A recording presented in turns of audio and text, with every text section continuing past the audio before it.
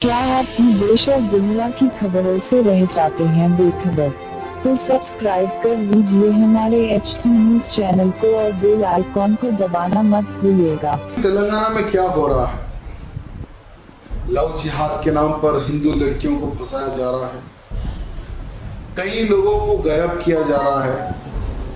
आखिर कई लोग हिंदू जिंदगी या मर गए। अभी तक कई लोग आप पेपर में देखे होंगे कि वहां से 12 लोग गायब है, इधर से 10 लोग गायब है। ऐसे एक मीडिया के माध्यम से पता चल रहा है। हाल ही में एक साई किरण नामक एक लड़का निकलेस रोड जाता है उनके दोस्तों के साथ पार्टी मनाने, बर्थडे पार्टी जो कार्यक्रम होता है, तो वहीं पर एक रॉडी शीटर जो मिरियालगुड़ा का रॉडी शीटर है, उसके ऊपर कई मर्डर केसेस है, किडनैपिंग केसेस है।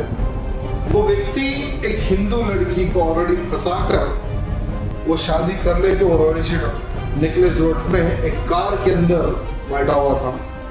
तो जब ये साई किरण उनके दोस्त आ रहे थे तो कार में देखे कि यार बहुत ही गंदी हरकत कर रहा है, आजू बाजू सब बच्चे बैठे हुए हैं, छोटे छोटे बच्चे खेल रहे हैं। तो ये लोग उस रॉडी शीटर को बोले कि इस तरह की गंदी हरकत मत कर। तो तुरंत वो रॉडी शीटर उतरता है और साई किरण के ऊपर भयंकर हमला करता है। उस भयंकर हमले में साई किरण कोमा में चले जाता है, उसका ब्रेन डैमेज हो, ब्लास्ट हो गया ब्रेन।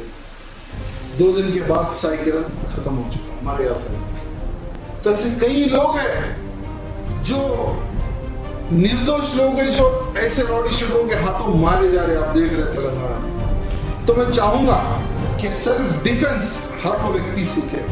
सेल्फ डिफेंस के माध्यम से हम एक ट्रेनिंग सेंटर खोल रहे हैं कि हर व्यक्ति अपना सेल्फ डिफेंस, परिवार की रक्षा करे, देश की रक्षा करे, धर्म की रक्षा करे।